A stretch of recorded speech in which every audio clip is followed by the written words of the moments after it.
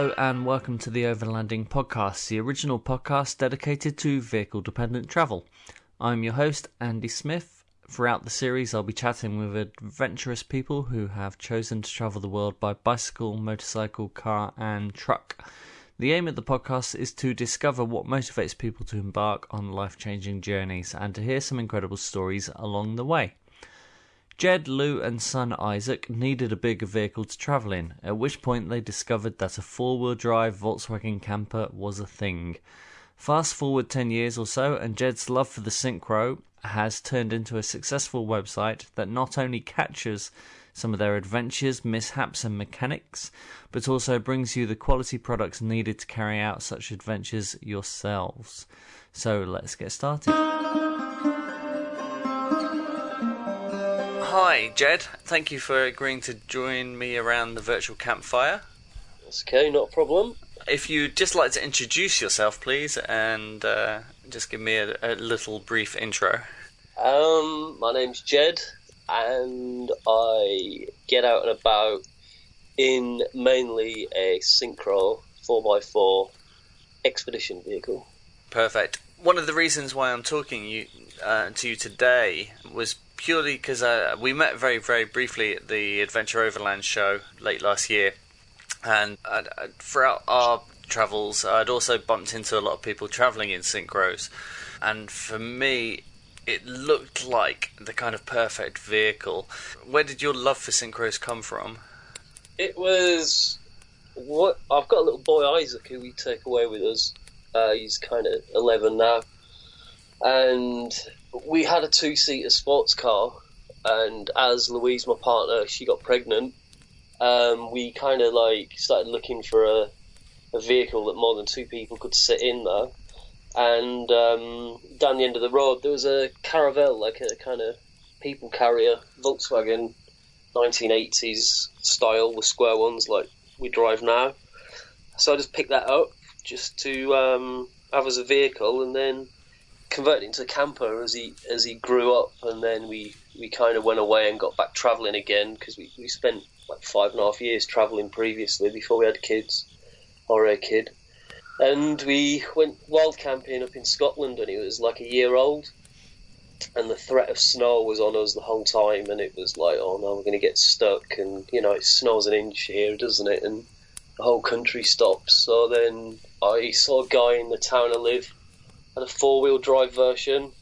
We became friends, and then somehow I got my van that I've got now that we found in a car auction in Wimbledon. Looked over the fence, it was in there. We got a heads up, managed to get that for £1,600, so that was a bit of a win. And then we started just goofing around, making little weekend trips away, me and Jake in his van, us in ours, and we started putting them on YouTube, the little videos and stuff, and we just ended up getting quite a big following. And we then became business partners, and somehow fell into the overland or adventure travel business, I guess. Yeah. And those initial short trips that you were making films about, where were they then? You were travelling like green laning, or just trips around England, or were they further afield? Yeah, they were mainly they were kind of like green laning. Well, they were on green lanes, but we were never really into that off-road thing. We just wanted to find interesting places to camp, and to get to them, it meant doing, Strata Florida in an old van, which everyone's like, what the hell's that doing here, sort of thing. And yeah, we start green laning, then we started going abroad, sort of down to Croatia and, sort of mountain Alps, that kind of stuff. We just started going further afield, North Africa, and recently the Arctic Circle. Yeah, that's pretty much how that came about, really. Were you aware that there was such a heavy Volkswagen scene that existed, or...? Not really. I mean, I don't think I didn't know how to use a computer when I first got the van, the very first van. Forums were pretty new things. Yeah, I think the development of the internet has definitely, kind of got people brought like-minded people together, I guess, in sort of the Volkswagen and the overlanding community, I guess. Yeah. There seems to be a lot of love now for vehicles, Volkswagens from the 80s, whereas previously when I was growing up as a kid, everyone wanted a Beetle or a T2 or a split screen camper as well. And I think as time pushes on, I think the models from the 80s are now starting to become classics as well, and got quite a kind of cult following. So, how did the business develop then? You said you were making films. Were you aware that you were making these films, that there was, obviously, that you got a following, and how did that develop then? Were you uploading them to YouTube? Yeah, we'd pop them on YouTube, and then people started watching them, and, we got a little bit better at doing it, sort of putting a bit more effort into it. And then we decided then to put them on a website, just because, it sort of put them all together in a sort of list that people could watch. So then we set up campervanculture.com as a website, and then we started to do, which I think really got it going, was because we started to break our vans quite a bit when we was off-roading them and taking them on trips. We'd film the nitty-gritty of, changing wheel bearings and stuff like that. And because we were, we weren't professional mechanics, we were have a go, just like everybody else who owns a van. So then we started doing filming field repairs and things like that people got into and started using and stuff like that.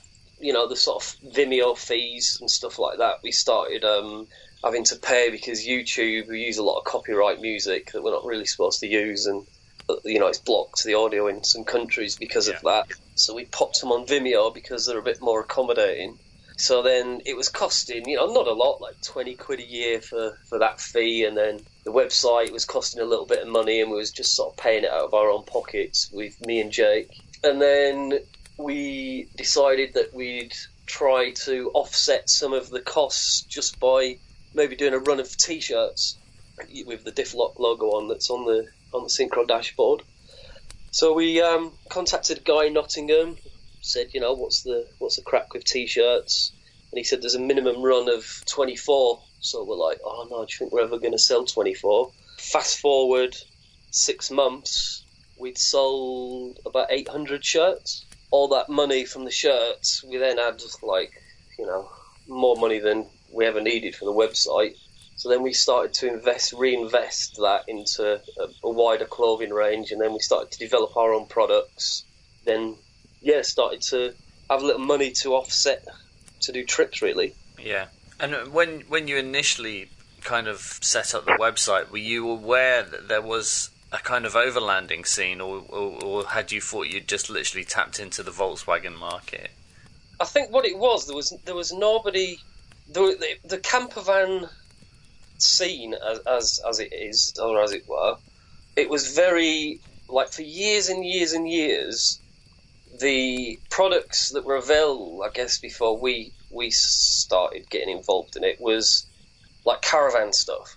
So all these campervan owners are all, they were all kind of camping out of Bunting, and when we started travelling, we'd go through Morocco or whatever, and we'd see all the Land Rovers, and previously I did a Trans-Africa trip on a truck down to Cape Town, and we spent 5.5 years travelling actually in total all over the world, but I'd see people using stuff like wolf boxes and stuff like that, and then the awnings, the sort of ARB awnings and stuff like that, and I was like, well, these are much better than the Fiamma caravan style stuff. Yeah. So we started adapting overland equipment to campervan usage, because we were doing things that other overlanders were doing, doing bigger trips across deserts and stuff like that, and we needed the equipment to do it and carry fuel and all that kind of jazz, and it's really the caravan stuff didn't cut it.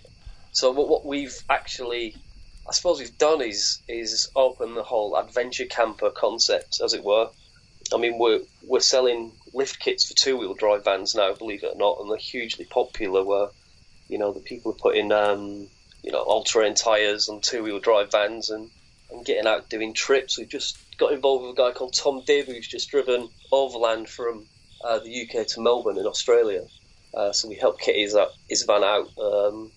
We've done some prototype stuff. He's tested our products on the road, and we're happy with those. And we're gonna get more into developing our own stuff, I guess. Yeah. At which point did you really realise that this was actually now a viable business, and how quickly did it develop? Because I think for a lot of people, they start out, and obviously you'd been travelling a lot, backpacking initially, hadn't you? And then obviously travel to some degree had been quite a passion.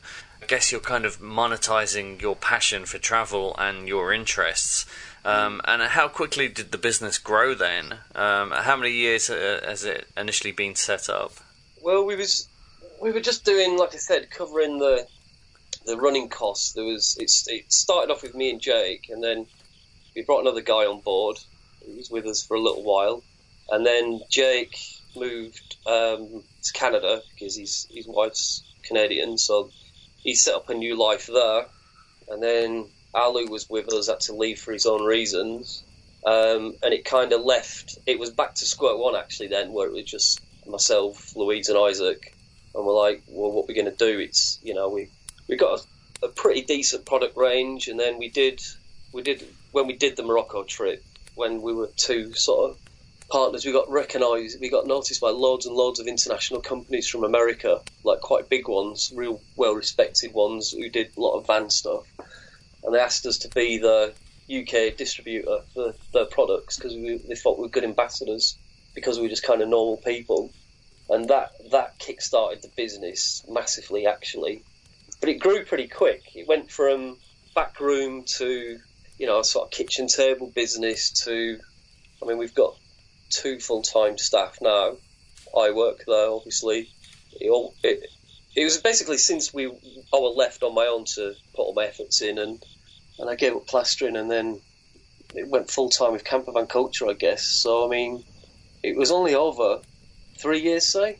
Yeah, because I've certainly noticed that there's been an increase in the kind of overland culture in general across the whole board, and whether that's... And I'm not sure why it is. I don't know if it's just because I've become more aware of it, or that, I don't know, people are becoming more adventurous, or people weren't aware of it before, and now people are kind of branding themselves and marketing themselves better. Well, I think it's since the dawn of, Facebook, Instagram, internet forums. Let's be honest. Before the internet, who would you talk to about this stuff? Yeah, you wouldn't be able to chat with another guy about it. You certainly haven't got anyone down the pub where I live who'd be interested in talking about going across Africa in a van. Yeah. They want to go to Chelsea or whatever. So it's kind of, you get the odd geezer or two in Sutton. So. Not all of them are into overland travel, I must say. Yeah. But yeah, people start talking, people start sharing pictures. The reason I guess the way I got into overlanding was there wasn't internet when the first trip we did. I read I was on the tube, and there was what's the magazine called for the homeless? Big Issue. Big Issue, yeah. It's a Big Issue next to me on the seat, and I picked it up, just read it from the back to the front. And there's an article in there about you join a truck with 20 people you've never met, and you live together for 6 months and drive down to Cape Town. And it was 1,600 quid to join up. So I rang it up and I joined, and that was the start of this new life, I guess. Yeah. What year was that then? Oh, it was like 1990 or something. Oh, wow. Really long time ago then. But I remember on that trip, someone mentioned something called email, and I'd never heard of it before. And it was a guy and his sister worked in a hotel in London, and because before that, if we wanted to communicate with our families, we had to get our post sent to a post office in like a town that we could. Say if we knew we was going to be in Mombasa in 2 months' time, you'd ring home, and then they'd send a care package or a letter to like the post office. And then you'd go in, and then you'd queue up for like ages, hoping your mail had got there, and then you'd read letters and things like that, and it was like, it was not different, really. Yeah, my wife used to send faxes back from India. Yeah. Well, it wasn't called anything either back then. Yeah. It wasn't Overlanding. It hadn't been given a name. It's a bit of this new hashtag thing where everything's called something now, whether it be van life or whatever. It's always been there. It's just never been called anything. Yeah. kind of the point I was getting at just before was that certainly through a lot of there are a lot of media savvy people who are kind of doing this now, and kind of brands are developing and kind of in line or in unison with kind of lifestyle. So that, you're talking about hashtags there and van life, and to some degree, I guess there's a certain amount of trending that goes on, and people see that kind of lifestyle and think, yes, that's the lifestyle for me, then start getting involved in it. How important do you think branding is? Because the one thing I really liked about your website was that it was really quite stylized. And I found that interesting. And just before we started recording, we were talking about John and Suzanne, Tiggish Travels, and in their podcast we had a discussion about their vehicle being quite iconic and the kind of important role that had played. And I think it's the Volkswagen in particular has quite an iconic status, not necessarily just the T3 but just kind of Volkswagens in general, which I guess kind of is born from the Volkswagen Beetle to some degree right through. But I think certainly T3s and Synchros in particular have now got a bit of a cult following. Do you think that really helps and benefits? And I guess that's kind of boosted the business to some degree, right? Yeah, I mean, I think the amount of people that we speak to on a sort of daily basis or even if we bump into people at events or anything, it's like pretty much probably about 90% of the new Synchro owners in the UK that we speak to have bought one because they've seen one of our videos. Yeah. So I do feel slightly responsible. Be a good thing, bad thing that I actually got them in that situation, because it's not always pretty once they find out actually what they've bought and the issues that follow. Ironically, you're probably you've jinxed yourself by upping the prices probably now, because Synchros are becoming harder to get hold of now because more people are buying them. I'm glad I bought one when I did, because I couldn't afford one now. Yeah, got to figure that one.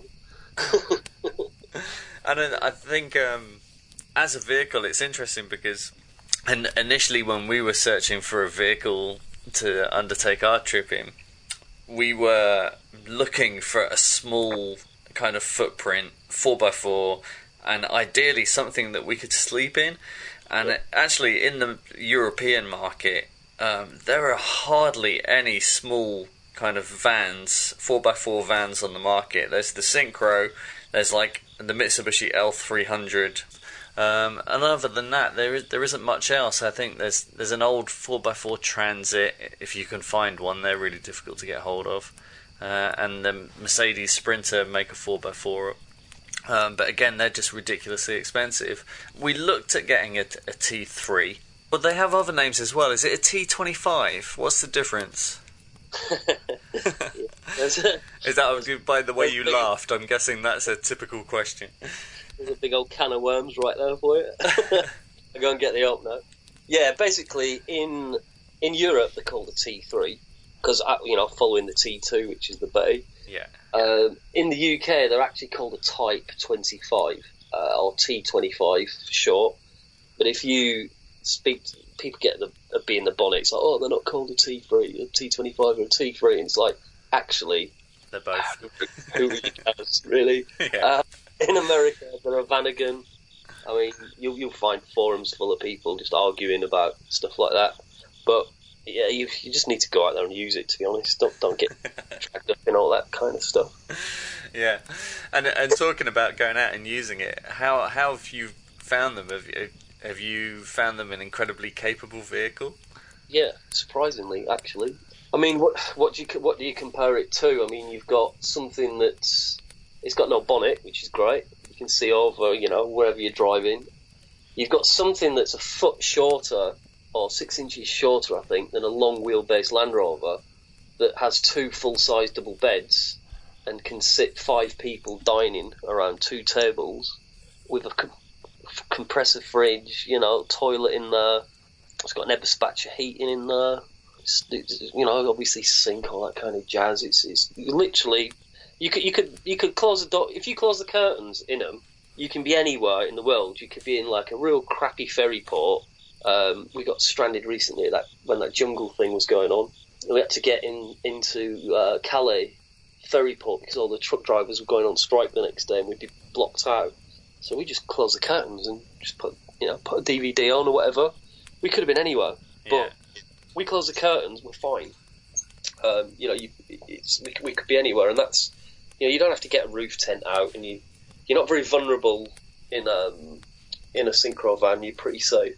And that's certainly one of the things that appealed to us was the main reason why we wanted something in that we could sleep inside was just for that added extra layer of security, and also when the weather's crap, it's nice to be able to have that luxury of eat food inside. Whereas in our Toyota, most of our life is outside, which obviously has its benefits as well. But well, there's always three things that I think you need as a. Well, I don't know about in your Toyota, but like I think if you've got an Eberspatcher heater, and if you've got a compressor fridge, and you've got an awning on the side of your van, so you can stand outside in crappy weather. That's all you need. Yeah. Actually, and if you have those three things, your living standard has improved massively straight away because you've always got cold beers, which is pretty important. You're always warm. You go on walks, all your stuff's wet. You can stick the heater on, and your stuff's dry. You could go skiing, and it dries all your stuff if you wanted. And yeah, it's all there, and the awning obviously keeps you dry. So. Have you noticed that most of the people that you're dealing with on the website are actually using the vehicles, properly, so to speak? Are they actually more and more people undertaking kind of longer trips now, or have you noticed that it's just weekend warriors, or what's the kind of feedback you're getting from your customers? Well, I think a lot of people that with the Synchro group. Crowd in general, they think they know where all the vans are and where all the van owners are, and there's probably I'd say like 50% of our customers, they don't post on the internet on forums, and they're doing like really really interesting trips, and you just don't get to hear about them because they don't really broadcast what they do, but that goes with a lot of people. I mean, I'm having a bit of trouble at the minute because I love watching people's travel films and things like that they've made themselves, and I find it really hard, like trying to find decent things that people have documented without. Do you know what I mean? Yeah. It's like a bit underground, isn't it? Sometimes you have to crack that crust, find the really good stuff. Also, one of the other reasons why I wanted to speak to you, like I said before we started recording, I did have a little bit of trepidation, and obviously I approached you to do the podcast because this is probably the first podcast that we've done that has had a bit of a commercial leaning to it. But the reason I was really keen to do the podcast was for a couple of reasons. One, your website isn't a straight up commercial shop, and I think you're really and again it goes down to the root of the website and why you set the website up. You were interested in sharing your stories of how you were using the vehicles, and I was really keen to talk to you about the kind of film series, and I think the one that I became really aware of was the Arctic Circle one. And how many episodes is there? 6 episodes? I can't remember. Is there 6? And they're all like half an hour long, right? That's right. Yeah, we were doing a part 7. We were supposed to do it as a Christmas special, but the the interest in the video series, because it's the first time I've actually made a series and then launched it, because usually I'll make an episode, and then when I get some time I'll do another, but I actually, sat down, it's like, right, every Thursday it's gonna, we a lot of people said we've changed Thursday nights forever, because they were like hanging on every Thursday, 7 p.m, it's like, and then the whole of Facebook would go quiet for 30 minutes after, and then people would be on there, oh, that's brilliant, and, we've inspired tons of people to do their own trips, but, yeah, I mean, we weren't able to get the 7 done in time for Christmas because it just made a huge difference to our business that we've just been absolutely snowed under with orders. So yeah, we just every single day is just manic at the minute. We was hoping it was going to quieten down in January, and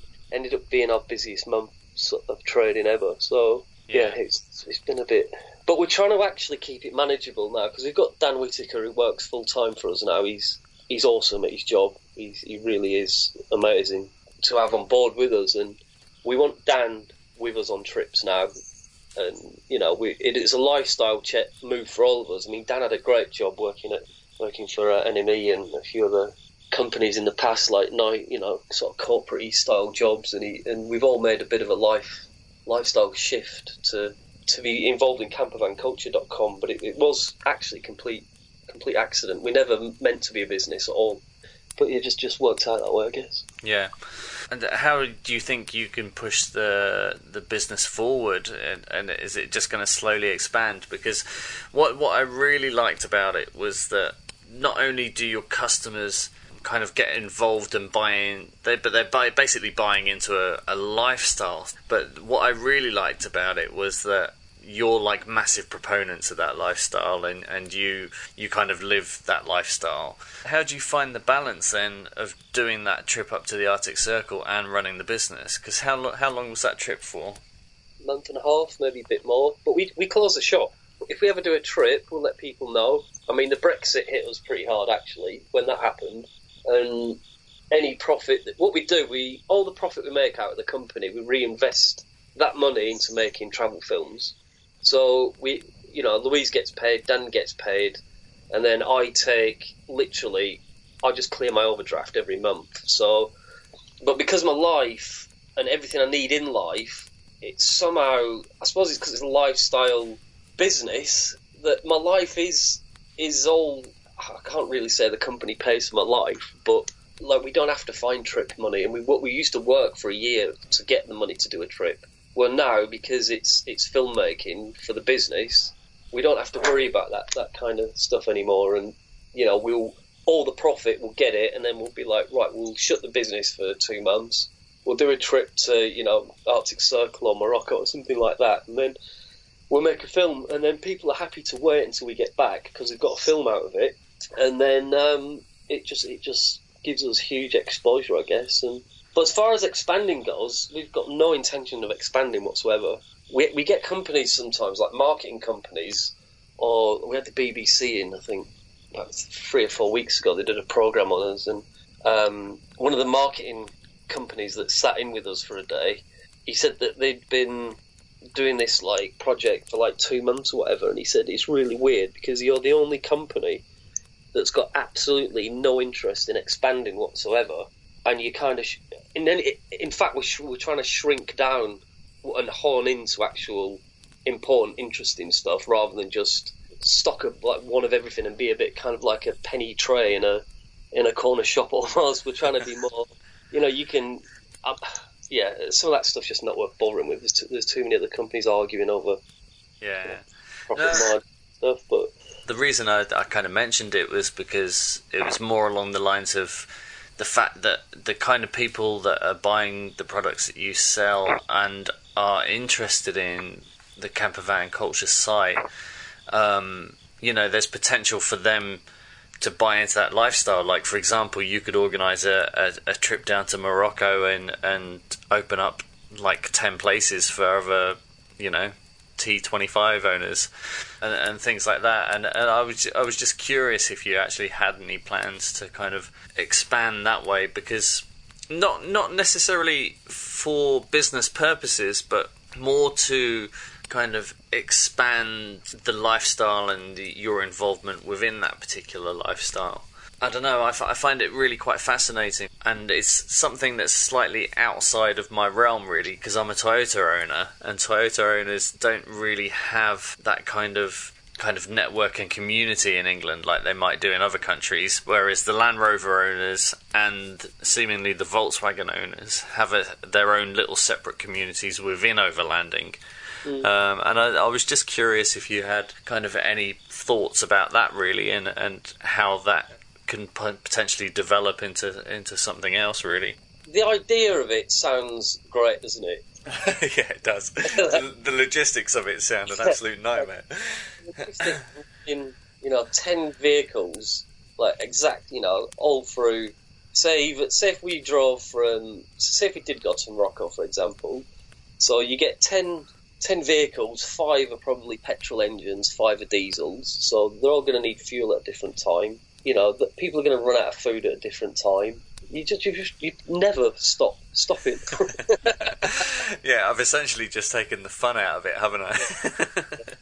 Yeah, sorry.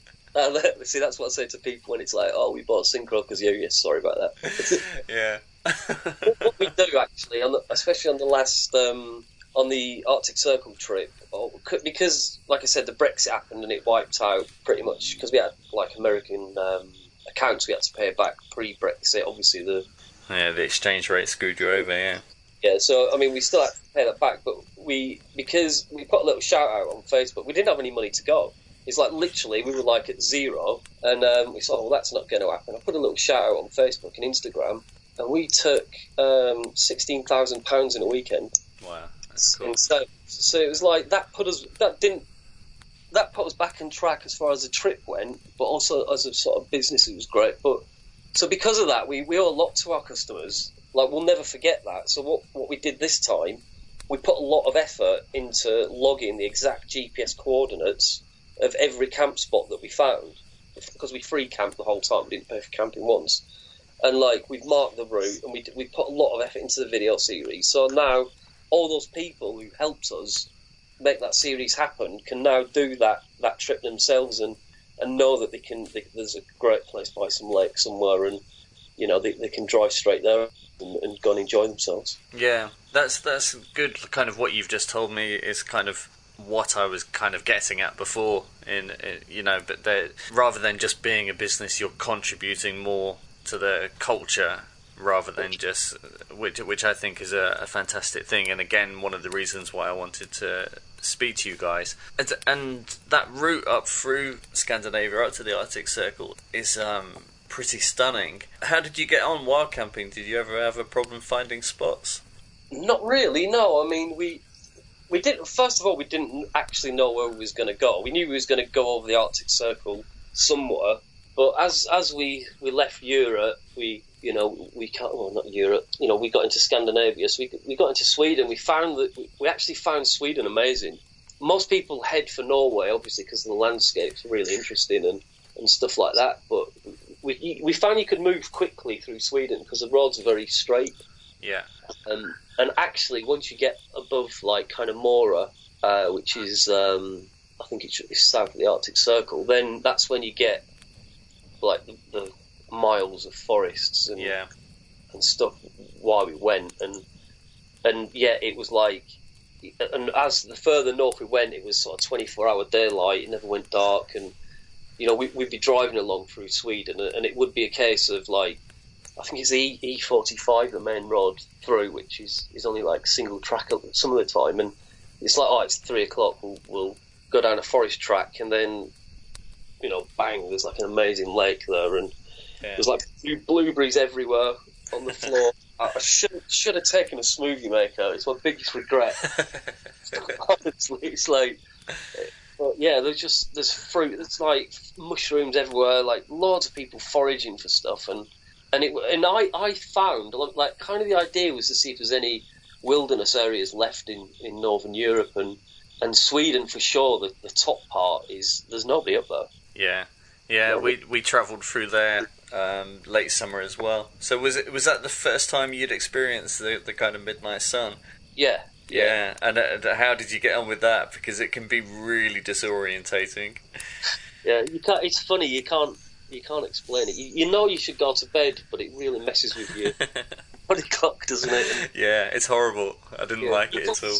You have all the curtains on, and we had like these blinds that really cut out the light, and you can just see it peeping in, and it's like, oh. Yeah. You end up doing stupid things though, like going swimming at like midnight and stuff like that, just because you can. It's It was in an island called Senja in Norway, and I was trying to do a little bit of work while I was away as well. Just like Dan was running the web shop and doing some web development stuff, and so it'd be like 3 o'clock, and I'm like, I'm gonna have to get off now, and then I'd go and climb a mountain, like before, like it's just mad stuff like that, and I think. I can't sit down either. I've got to be doing stuff, and yeah, it was like that actually. But we was pretty lucky with the weather actually. We had some amazing weather while we was up there too. Yeah. And did you have any problems with mosquitoes? Not as well. Yes, we did, but it wasn't as bad as everyone would make out. Actually, they were annoying, but they seemed to come out at like 6, and then they kind of go away by about 9. Yeah. Leave us alone. But what did surprise me actually, when we got to the very top of Sweden, then into Finland, I mean, I felt like I was in kind of Alaska almost. It was kind of weird, and there was like planes landing on lakes, those water plane things. Yeah. So I thought, well, that's interesting. And then there's no one up there. And then the minute you cross the border into Norway, there's loads of people living there.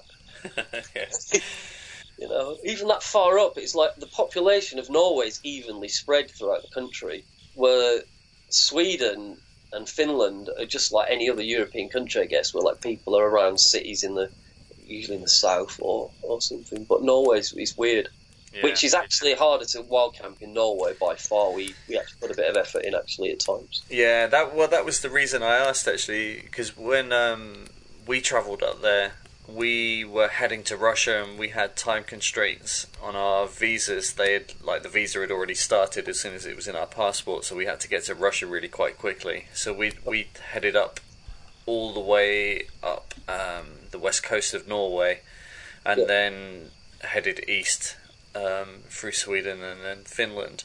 And so we were moving quite quickly, but we really struggled to wild camp in Norway. It was really difficult to find even just places to turn off the main road, because everywhere is kind of blocked off, and they encourage wild camping. Wild camping is not a problem; it's just trying to get the vehicle there that was the problem. I think what it is like it felt like people owned land in Norway, and I think especially in like Swedish Lapland upwards, like where the Samis are. It's kind of open plain, isn't it? Where I don't think anyone actually owns a bit of land. They kind of just everybody uses it. Where there was we didn't see any fences up there. That's for sure. And I know that Norway was, like people owned the land. Yeah. Actually, and I was surprised when we came down. There seemed to be what we called a dead spot of like a farming area, like mid Norway. It was just like the UK. I was actually slightly disappointed until we hit Fjordland down, the sort of bottom. But I didn't know the geography of Norway at all, so we were just taking it as we found it, really. Yeah, the landscape is incredible. When some of those roads in and around the fjords are just absolutely stunning. There was one. It was the old post road or something they call it. I'd have to look it up. It's in one of the videos, and yeah, there was. It was epic actually, and I did feel really remote then. But then we did have a coach, a lot of people turn up and just start.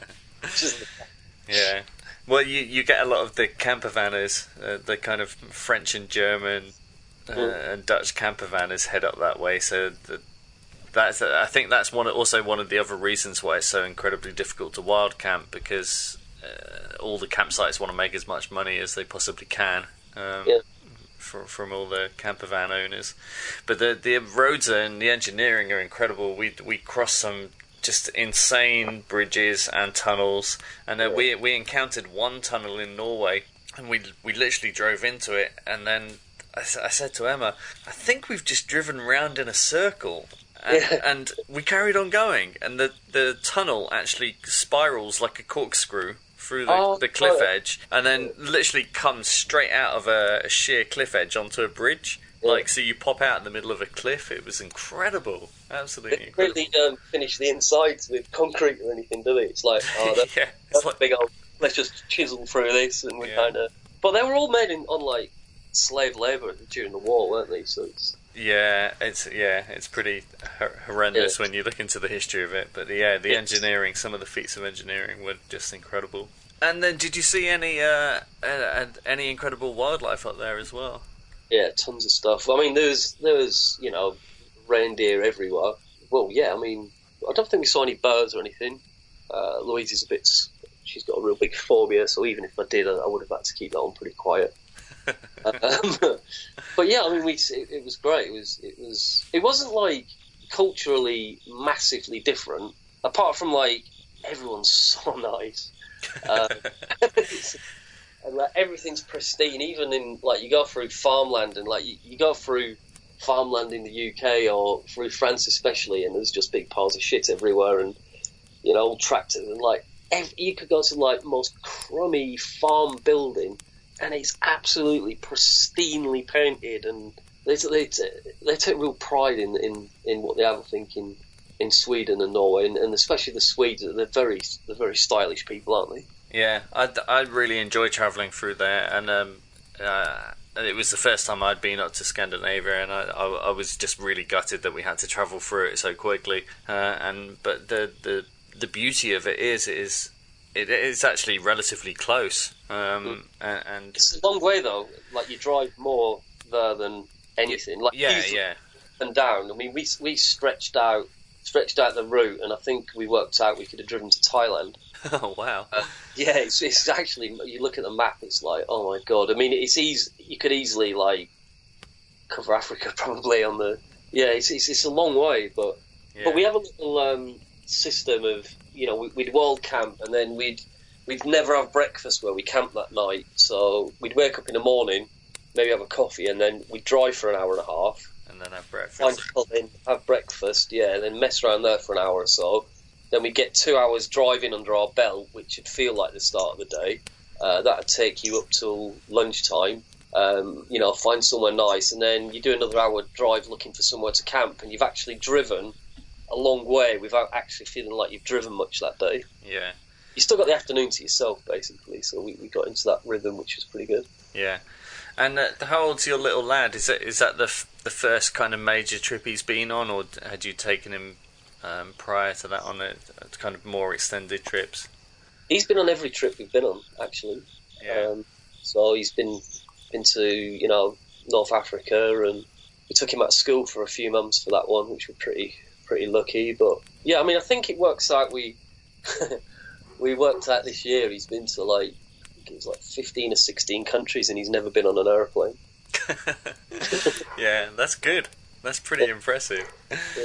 And because he's always like, if we ever swim, because we're like because I've nearly drowned a couple of times, and like doing various kayak stuff and what have you, and like I always make sure he's got a life vest on, and because he's always in the sea or in a lake, I'm like, look, stick that life vest on. It wasn't until this year we're like, can you actually swim? He's like, I don't know, I've never tried without my life jacket on. That's pretty funny. Yeah, that's great. And then, obviously, I've watched through. I haven't seen all the episodes all the way through yet, but I've watched a good wedge of the Arctic Circle films. How do you go about planning for those? And do you plan shots, or how much? Kind of, how intrusive is it having to film, or do you just literally just get on with it and film whatever's going on at the time, and then deal with the editing when you get back? Yeah, I'm pretty stingy with. I'm very aware of what I'm filming, just because if I'm not, it's work for me when I get back. Yeah. I'll only take. There's actually very little editing because I won't leave a camera running for an hour, and unless I'm doing a time lapse. But when we had a partner involved, when we did the Morocco trip, I used to get really angry with him because he'd just put a GoPro on his van and just leave it running for an hour, and I'd be like, you idiot, I have to go through all that now. Yeah. So if it's me, and in my mind I kind of know but there's no planning whatsoever. We don't have an agenda or even a business plan from. Well, you can see we've just freestyled the whole lot really, but because we're just normal people. We wouldn't make people feel horrible for not buying a house, and this is our van life, and this is our lifestyle, and we've chose this, and if you have a house, you're a bit of a douche sort of thing. Like a lot of the Instagram, you feel that goes on there, and we're normal people. We've got a house, we've got a mortgage. It's interesting when you look through, and you're probably more aware of it than I am, and I only became aware of it recently, listening to other people's podcasts. There's a couple of American series that do podcasts, and there was one where they interviewed this girl who was like, yeah, van life, this is my life, I live in my van now and I work from it, it's my art studio and all this kind of stuff. And it was the first time that I'd become really quite aware of it, and I dug a little deeper and had a mooch around Instagram, and then I was like, oh my god, this thing is massive. Well, we get people approach us like sponsorship requests, and it's like, oh, funny enough, we've got one at the minute that we're chatting to a couple about. We're leaving. Ironically, they haven't even got a van yet, and I'm sure that they make some pretty nice, like an introductory film of what they're going to do, but they're asking for some sort of sponsorship, which if I'm going to pay for anyone to do any trips, it'll be the people in the company that gets that. But I mean, we've helped a few people along, but just to expect to be given something for because it's van life, or this new word that's cropped up, digital nomad, seems to be quite yeah, that was the one that was being thrown around a lot in this other podcast, actually. Okay, so what's in it for us? It's like, oh, we'll tag you in our Instagram pictures. I'm like, oh, good, that's helpful. It's like, come and put some shit in some boxes and then we'll talk. I mean, it's I guess digital nomad, whatever, van life. There's anyone who's doing any trip. As you know, you got to work like hell to get away. There's no easy way around it. You've got to put in some effort, and you can't expect to be given something because you decide you're a digital nomad or whatever you want to call it, hashtag yourself these days. But yeah, you need to work hard and get on the road, I guess. Yeah, I think that's something that's become really quite apparent throughout the series, and something I found quite amusing. I can't remember where I saw it. It was on a Facebook page, and someone had posted, seriously, how do you guys always afford to do all these kind of trips? And the the answers that came back were just, actually, we work really hard and save up, and we're not millionaires, which is odd, because everyone kind of suspects that, and when we're traveling, people don't, they kind of, I don't know, I think you have this kind of exterior persona, I guess, which gets shown through social media, so people only ever post the really nice photographs of their car in front of a beautiful landscape and all this other stuff. They don't ever see you going for a shit in a skanky toilet, or just I don't know, trying to picking food out of someone else's plate that someone else has left. Well, we get on the circle trip, we used to get people. Well, it's quite nice actually. A few times we'd be driving down, there's up and down some fjords, and there's this Audi absolutely right up our arse the whole time, and we're like, oh, this guy's a mob, and he's flashing his lights, and come on, get through, what's going on. This has gone on for about 10 kilometres. It was going on for.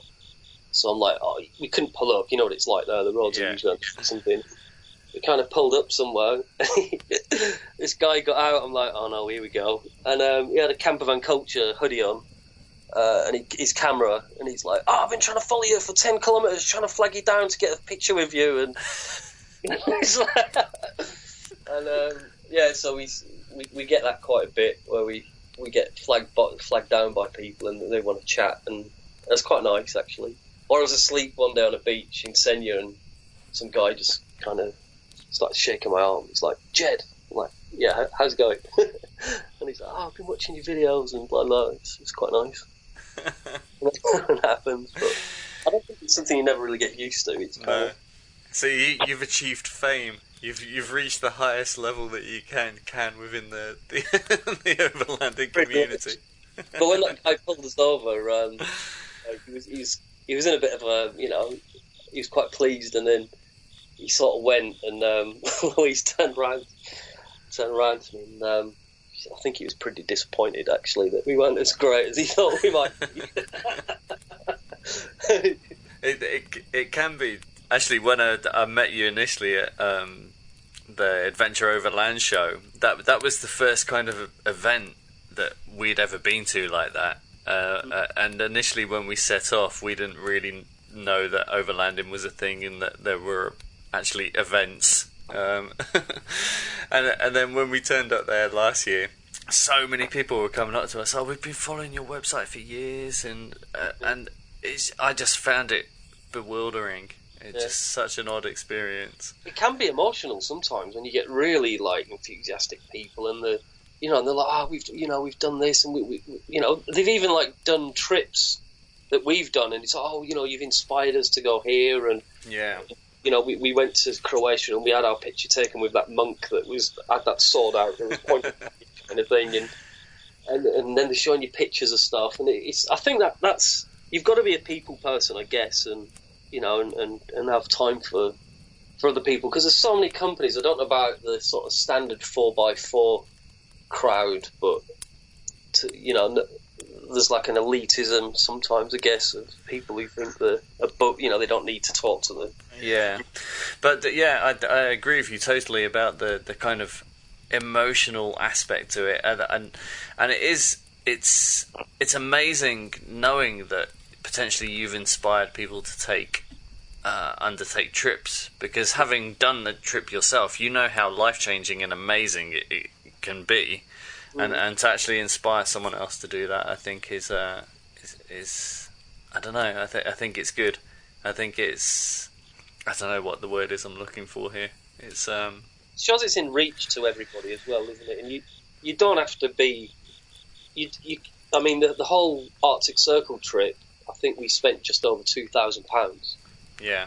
And that's including fuel and all the ferries and everything. And that is like a big chunk of that time was in, Norway, where it is a fiver for a courgette. Yeah. And it is like... Yeah, it's certainly not drinking much. No, the world economy is like gauged on how much a pint is. Yeah. And a real expensive country, you like to just mention that actually it's just half a pint and it's £8, but... Yeah. But just don't eat courgettes and don't drink pints. And I think that goes back to something we were talking about just before, when people ask, how do you manage to afford this? Well, actually, most of the time we're wild camping. Like our trip was 2.5 years, and I don't know, I'd have to go through the diary and add it up, but I would estimate that between 80 and 90% of those nights we were wild camping.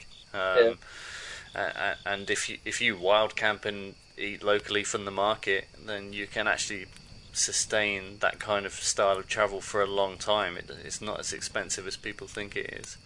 I think a compressor fridge with a freezer compartment's good. I mean, if you're travelling with kids, especially, because like kids don't have that. I mean, you're lucky if a kid will sit down and eat a tagine, or it has to be a pretty bland one if they're very young. But just to have that box of frozen fish fingers in there, in case they're ill, and they can't afford to lose a lot of weight if they get diarrhea, and at least you can feed them a bit of orange food if a golden shade of brown. Some beige stuff on the plate usually. Make sure they're eating fine, and having a hot water shower on your vehicle is like, there's just no need to go to a campsite at all. Yeah. If you've got that luxury. Yeah, and that's what's perfect about those Volkswagens, about Synchros, is there's enough room that you can live comfortably, but ultimately the footprint is not really that much bigger than a typical 4x4.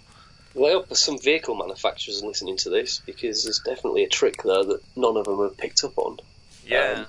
Something to replace that, but they're not without the fault synchros. What it is, the engines were really, like the diesel engines were like a little tiny 1.6 turbo diesel out of a Golf, which was probably underpowered to push a Golf along, and they put them in a synchro on the diesel versions, and then there's not enough to drive through soft sand. Obviously, it's just not going to happen with fully loaded camper with fuel on through through sort of the Riki, Lake of Riki, and all those places in the Sahara, in Morocco, where you need to carry loads of fuel. So then, like most of us now, we fit like TDI conversions. So we've got like Audi A4 engines actually in our vans that all fully electronic, and then we've put bigger wheels on, we've done suspension lifts, but then the gearboxes hate that because there's too much torque going through. So you shred your gearbox for every 4 years, you've got to get it rebuilt, and that's £1,600 a go. There's one guy, Ed and Tolbert, who's the gearbox guru, and he's absolutely stacked out the whole time. You've got to get him 2 years in advance sometimes to get. Really? Yeah, so ideally what you need is to do a big trip. Actually, funny enough, I was talking to a customer, just before we got in contact here, and I was like, look, he's going through China or something, and I was like, look, get a spur gearbox, put it on a pallet before you leave, get it all weighed, get shipping quotes, and then just give it to a friend, and then as soon as you get, your gearbox does go, just get it sent out to wherever, and 5 days later you'll have a gearbox ready to fit. Otherwise you're going to struggle, actually. Yeah. And how about the other vehicles? There's an LT, I'm not going to know what number it is now. Is it a 40 or an LT 42 maybe? Yeah, I'm guessing. There is an LT. There's a few people doing them, but you're actually, when you get them on a weighbridge, you're at your very maximum of what you can carry before you even load it up full of your stuff. So you're always going to be super overloaded, and they're not. My friend Russell, he built a nice one, and it wasn't very great to drive. But ironically enough, or funny enough, we always take inspiration from our last trip for the new trip or the new adventure wherever we're going to go, and we drove back through Denmark this time, and we ended up stopping at a military surplus place. And through me looking at they do a MAN truck that's got an LT cab. Yeah. So a MAN truck chassis, an 8150 I think it's called. Yeah, I know the exact one. I've just ended up buying one of those. So. Okay. So that's going to be a stronger long-term vehicle for when we go full-time travelling on a big trip in 5 or 6 years' time. Yeah. So is that your kind of long-term plan then? That you want to do another big trip? Yeah, I mean, we've got, I think there's maybe 8 years left on the house, so we want to get something ready to go and get a couple of smaller tester trips under our belt, and then we can head off further afield, I guess. Yeah. But our friend Eric at Adventure Trucks in the Netherlands, he had one sitting in a barn. I don't know what he's doing with it. I think he bought it for a customer and he changed his mind and went for a newer vehicle. But I'll need to go over actually next week and give him some money for it. But yeah, I've ended up buying that. Perfect. Which is in the LEZ as well, so we've got loads of places to park it. Yeah, they're vehicles that are on my radar. I searched for so long just trying to find a suitable vehicle that was a decent size, because we didn't want anything too big. I think that's the beauty of it. And everyone we've spoken to who does have massive vehicles, there's always a compromise. If you have a big vehicle, you can have all the luxury you want and sleep indoors, and anything can be going on outside, but you're limited to where you can take it, and you obviously need the bank balance to be able to operate it. Yeah, well, I mean, if you're getting 15 miles per gallon, I mean, you get your bigger fuel tanks, don't you? You fill up in the cheaper countries, and actually, it's if you can drive to Morocco, you can fill up with 60 pence a litre diesel, and you can drive all the way back to the UK on that fuel. So it doesn't have to be quite so bad. But yeah, or fill up in Luxembourg on the way down. It's pretty cheap fuel there, and do that. But I mean, ultimately, you really want to get on a bike and pedal. Those guys are just hardcore, aren't they? That has been incredibly eye-opening. I've spoken to quite a few cyclists from the podcast, and I'm just like, oh man, there are different levels of luxury. And they're nails, they're absolute nails. But I think as well, they're just the trips are a lot different to what we do. It's like an endurance exercise as well, isn't it? Where yeah, and they're just the absolute top. Like, how can you even do that? Like, you just see people, don't you? And it's like you'd be up some mountain somewhere, and then you see someone on a bike. I was like, what are you doing?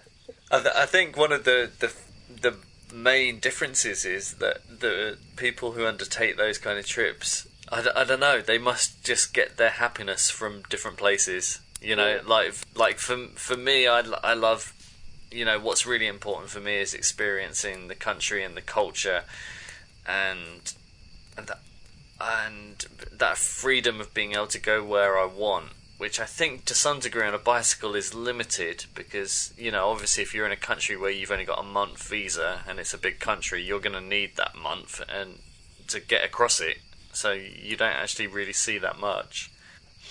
You do have a definite better connection with the environment, don't you? I mean, yeah, definitely, yeah. People on the floor the whole time, and that's another thing that with overland travel in general, that, you know, you can fly out to, you know, for example, India, say, you know, you can go there and it can blow you away, and you can travel around it on an Enfield or whatever you choose to use when you know, like when we was over there, sort of thing. But ultimately, you're getting on an airplane and you're going somewhere that's instantly different, and then you get back and like you almost get like reverse culture shock. Where I think if you set off from your front door on a trip and you set off, and as soon as you get half an hour away from home, your mind's totally different, and you adapt this total different like perspective on things. And then 2 weeks into the trip, you've got used to the way it is, and you're not in holiday mode anymore. And then it's when you forget what day it is.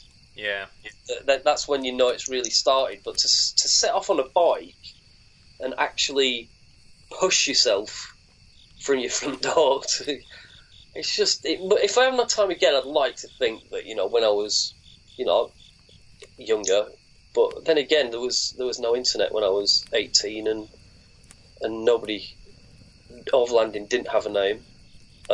You definitely didn't know anybody who cycled across anything. Yeah. I mean, I remember reading that Fiona Campbell On Foot Through Africa book, the girl who walked across Africa, and that gave me some massive inspiration, actually, and that's what made me start travelling. She's got a lot to answer for, actually. All kinds of trouble, but I mean, it was that got me going, I guess, in the first place. Yeah. Well, I think that's a good point to stop the podcast, because I think you've also probably got a lot to answer for now as well. Yeah. Sorry about that. Yeah. Well, you can always apologise, but to be honest, I don't think you need to. I think. And again, it's something that's popped up frequently within the podcast. When things go wrong are the best experiences I've found when you're on the road, and that goes for breakdowns also. We've had epic failures in our vehicle, but good things always generally kind of come out of them. Yeah. They're always stories you want to tell people as well, the worst things, aren't they? Yeah. Like, you know, what's the food like? Oh, it's alright, yeah, but our exhaust fell off, and then it hit this lorry, and then it's like this guy came over and punched me, and it's like, you always tell the bad stories first, don't you? I mean, that's what makes it interesting. And strangely, you think that would be enough to put other people off doing it, but in some kind of sick, sadistic kind of way, it weirdly fuels their fire to go and do something similar. And you wouldn't want it ever to be different either. No. I had sucked in a lot of water in my engine and it blew up. Yeah. Anyway. Okay, if people want to find out more, your website is? Yeah, if you want to check out any of our travel adventures, there's a bunch of films you can watch on the campervanculture.com website. There's a shop on there full of overlanding goodies. We don't just sell synchro parts. Probably about 40% of our customers don't even own vans. They've got other 4x4s. And we also are the UK and European distributor for a product called Trasharoo, which is an overland spur wheel utility bag. Yeah. which I can personally vouch for and endorse, because we had one for a long time, and it was absolutely invaluable. It was amazing. It was a handy, very handy product. Mm-hmm. Cool. Okay. Right. Thank you very much, Jed. Massively appreciated. No worries. Throughout the series, it's become apparent that people get into overlanding for many different reasons. I'm sure Jed's accidental induction to overlanding is a story shared by many. An expanding family, a lust for travel, and a desire to have the freedom to go where you want, when you want. Jed's passion for synchros has organically grown into a business supported by like-minded Volkswagen enthusiasts who want to buy into the same kind of lifestyle. And in the process, he's inadvertently created a little subculture within the overlanding community. To some degree, campervan culture has tapped into an ever-expanding niche within the overlanding community, and judging by the number of synchros we spotted at last year's Adventure Overland show, this little iconic vehicle is starting to gain a bit of a fan club. A fan club which is unintentionally spearheaded and proliferated by campervanculture.com. We love hearing feedback on how we might improve the show, so please get in touch via our website, theoverlandingpodcast.com, where you will also find links to all our social media channels and bonus material relating to each podcast. If you've enjoyed what you've heard today, please let us know. You can also show your appreciation by subscribing and reviewing us on whatever platform you use. Writing us a review really does help boost our podcast up the listings, which in turn means these amazing stories will reach more people. If you're an overlander yourself and have an interesting story, we'd love to hear from you. Email us at aroundtheworldin800days@mail.com. Please like, share, bump and give us a thumbs up along the way. Many thanks for joining us around the virtual campfire. Join us again next week. For now, that's it. Goodbye.